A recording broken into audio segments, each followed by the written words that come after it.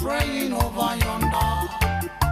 So behold the Shasha praying over yonder, praying, Hail Mary, full of grace, the Lord's with thee. Blessed thou amongst women, blessed is the fruit of your womb, Jesus. Holy Mary, Mother of God, pray for us sinners now and the hour of our death. Oh, Mary, I come crown, yes, sir. Mary, I come crown. Mary, I come crown. Yes, sir, me and my bring it on dry, you see.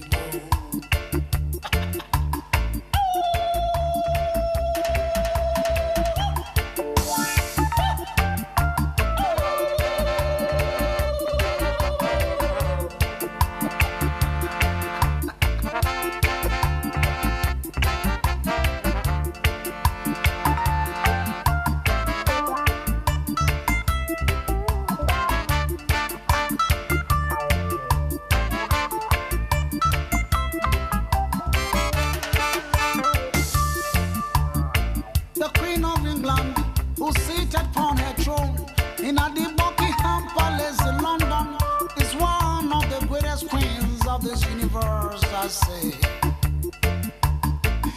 Englishman, respect them queen. Anytime she appears in our public, whole English nation rise up. Hail them queen all over for the whole wide world to see.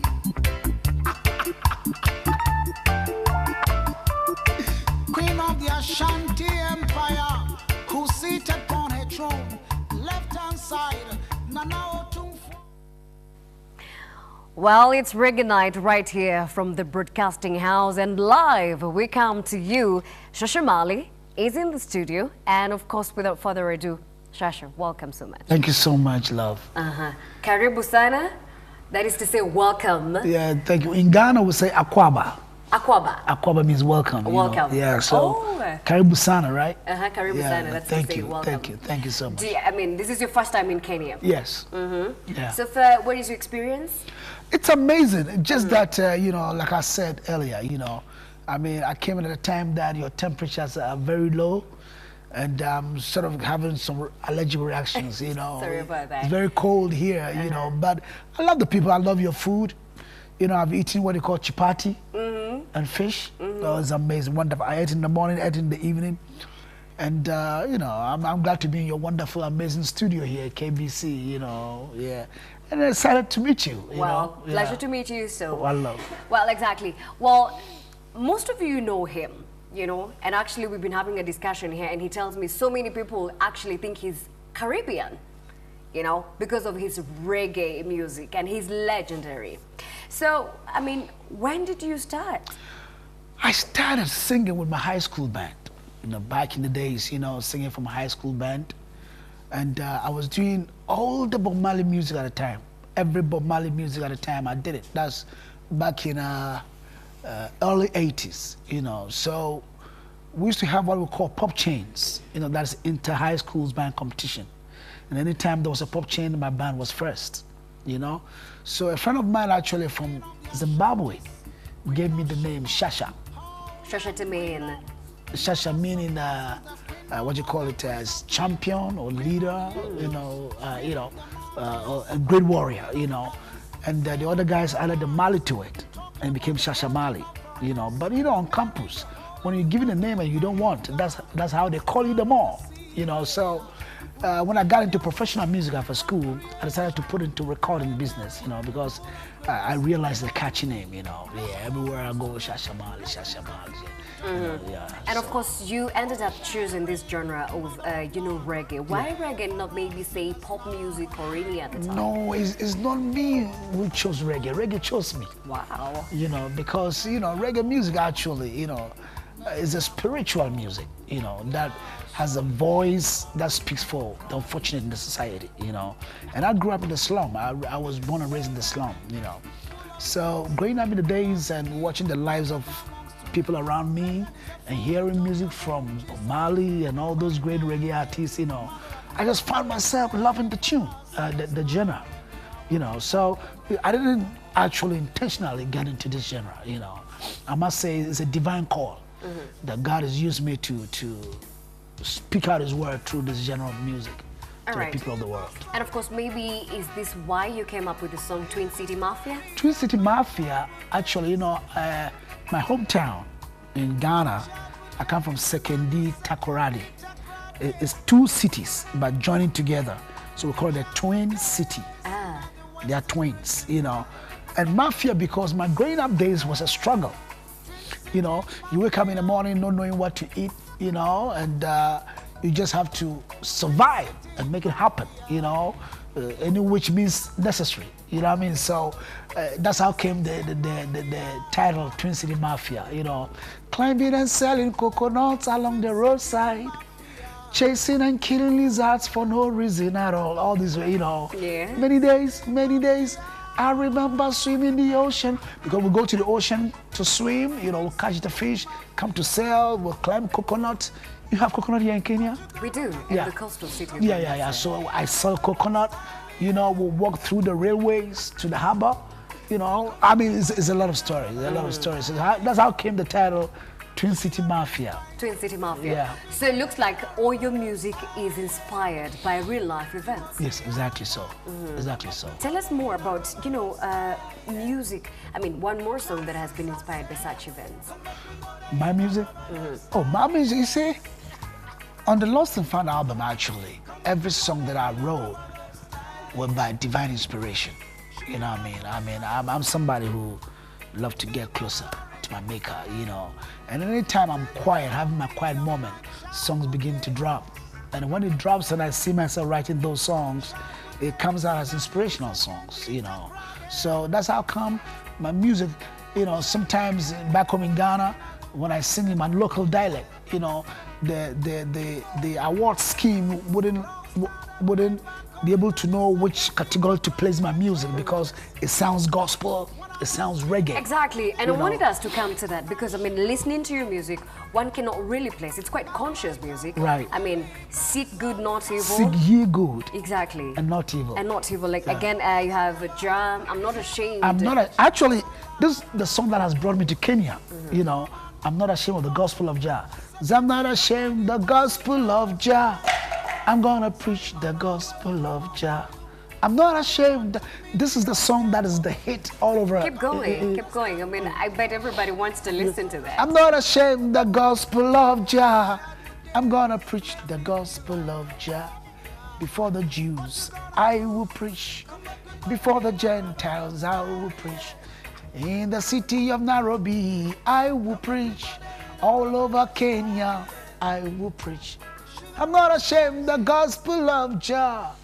I'm gonna preach the gospel. This is the song that has brought me to Kenya. You know, to perform tomorrow at the Jukwa Lounge at Uhuru Park, you know, because I realized that Kenya love this music.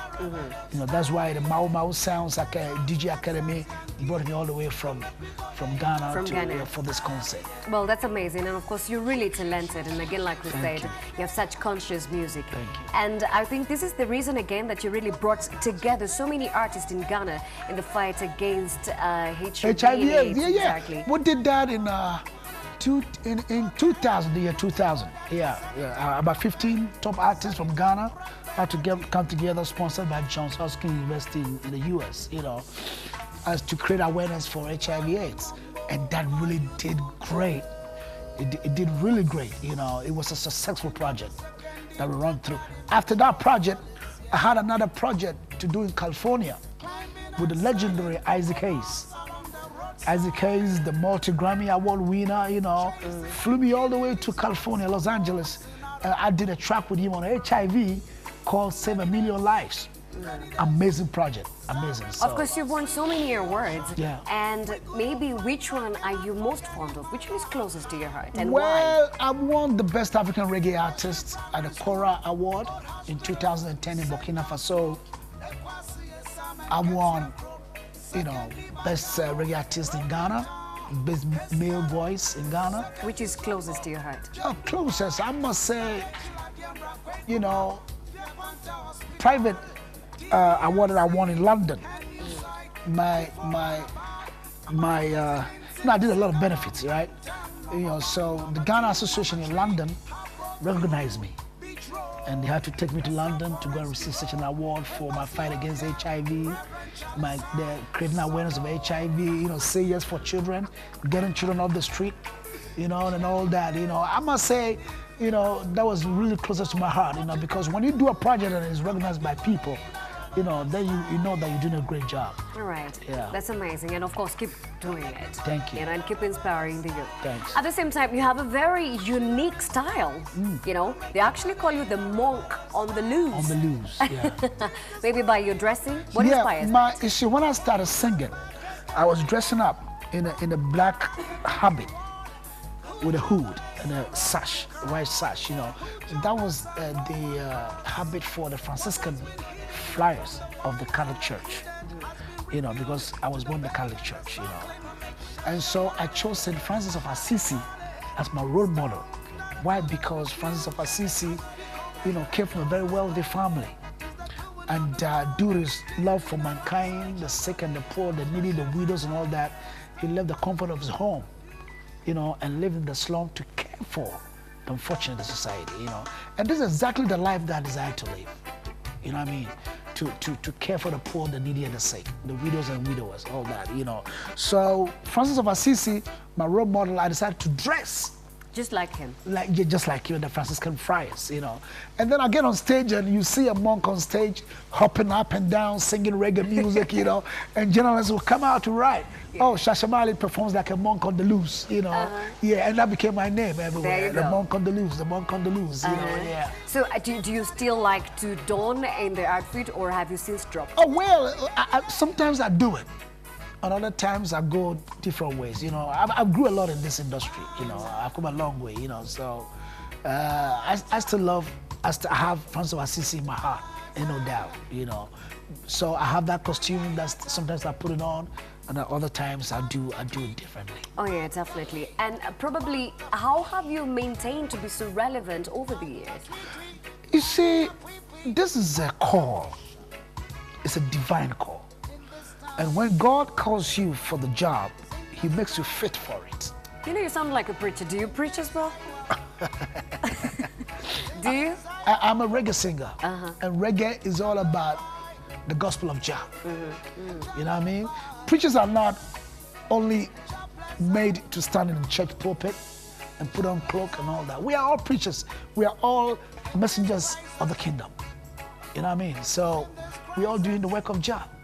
Yeah. So, well, amazing. Yeah, so, like I was saying, I got off the track here. I got off the track. You can go back to it. Yeah. So, anyway, maybe later. All right, Yeah. So, matter of fact, when God calls you for the job, it makes you fit for it. Challenges will come, but you still overcome. I've had a lot of numerous of challenges along the way. Numerous. What are some of these challenges? Oh, come on. Doing this genre in the part of the world I am is difficult. Reggae music, everybody knows is Jamaican music, And I live in West Africa doing reggae, It's so difficult sometimes because local music are much more appreciated than you trying to do what is for it. You understand? That's number one challenge. But people don't realize that reggae is an African music. Reggae is black music.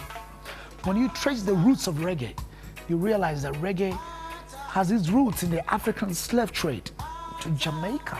True. You know what I mean? And most of these slaves taken out of Africa to Jamaica were West Africans. When you come to Ghana, I probably have to invite you to Ghana. You come to Ghana, you see the slave castles, the slave dungeons, and all that in Cape Coast, Elmina. The Portuguese came to build. They put in the slaves and shipped them all the way to the Caribbean, Americas. The slave trade. So I must say, most Jamaicans there are West Africans. You know what I mean? So it is our music. But a lot of people do not know this. They don't recognize it. But like I said, if you are called for the job, God will make you fit for it.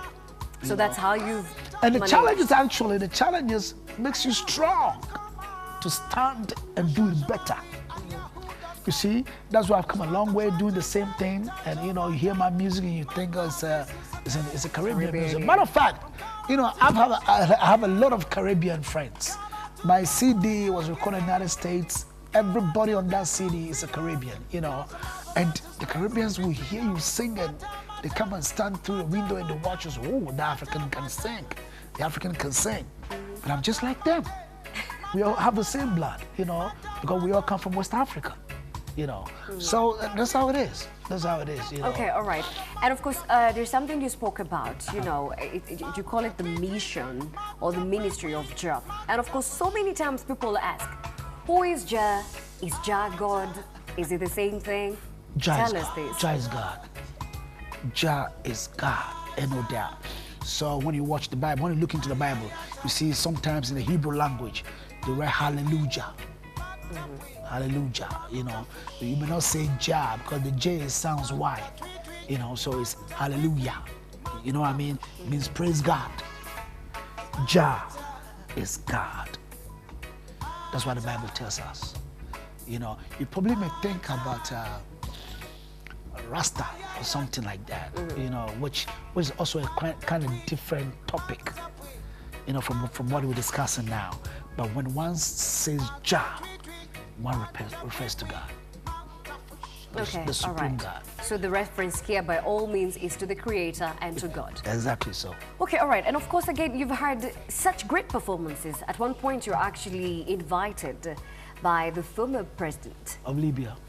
Yeah, to brother. perform, you know, in a gathering of all presidents from Africa. Yeah. How was that for you? It was amazing. You know, it was amazing. You know, that was back in 2001 when they had the last OAU meeting in Libya. And the invitation came. Brother Muammar Gaddafi was inviting musicians across the continent, models and, you know, beauty pageants, and my name was in there. You know, it was so amazing. Going to Libya for the first time, we flew from Togo, because at the time there were sanctions on them, so their aircraft was not supposed to come to, you know, so they flew under Russian flag, you know. Okay, well, so we went straight up to Tripoli. We were given the best reception, you know. I stayed there for a month, you know, performing to all these great presidents, you know, and you name them all. Nelson Mandela, Thabo Mbeki, you know, I mean, all the great African presidents were there for the first time. It was really amazing, and I enjoyed it. And that was the first time actually Libya experienced such great performances. You know, they had been enclosed for a long time, but at the time, the leader there opened the doors, you know, for such performances to come to the country, and it was so amazing, you know. Well, great. And of course, now we're pretty much winding up on this interview, but not before you can sing another chorus. I don't know, which one do you want to sing? Is it Marta Family? Is it, well, you know? Probably I think we have some Ghanaians here in Kenya watching me at home, you know. So I must sing this song that I did in my language back in Ghana, you know. So I must say, so Ghana you be Arishama, Shasha Marley man make say, and so China Jukwa Lounge, Uhuru Park, Obiambre Show, every Ghanaian watching me right now here in the sound of my voice. I know you probably might have seen the poster or heard about it, you know. So let me see you at Jukwa Lounge tomorrow evening, extravagant show. You know me already, you know me. I brought a show from Ghana to Kenya. Let's meet there, yeah? So listen. Hey.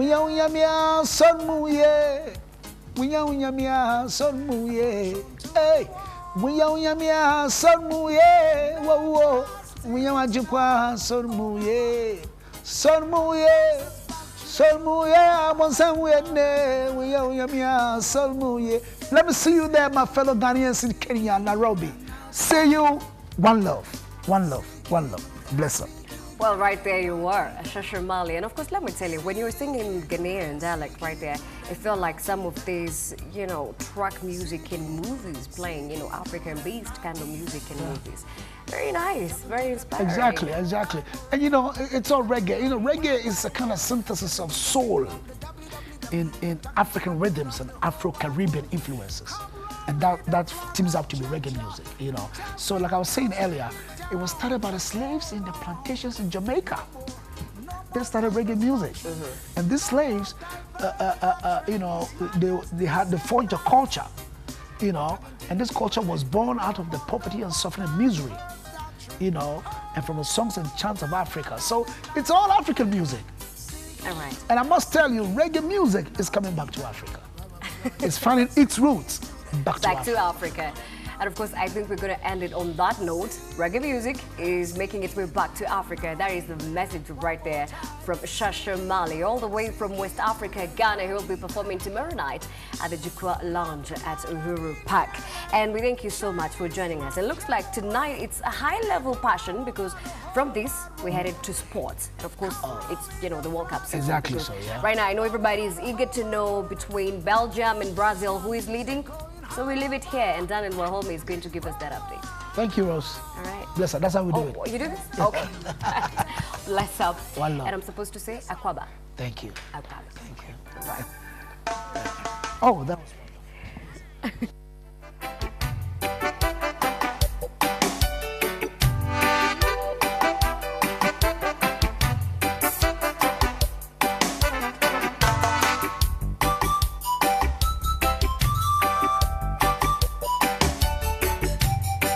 I'm not ashamed of the gospel of Jah. I'm gonna preach the gospel of Jah. I'm not ashamed of the gospel of Jah. I'm gonna preach the gospel of Jah. Before the Jews, I will preach. Before the Gentiles, I will preach. Before the Pharisees, I will preach. Before the Sadducees, I will preach. So I'm not ashamed of the gospel of Jah. I'm gonna preach the gospel of Jah. I'm not ashamed of the gospel of Jah, yeah. I'm gonna preach the gospel of Jah. Oh, mama, hey. Oh, mama, mama, stop crying. Mama, mama, mama, mama, stop crying. Salvation is on your doorstep.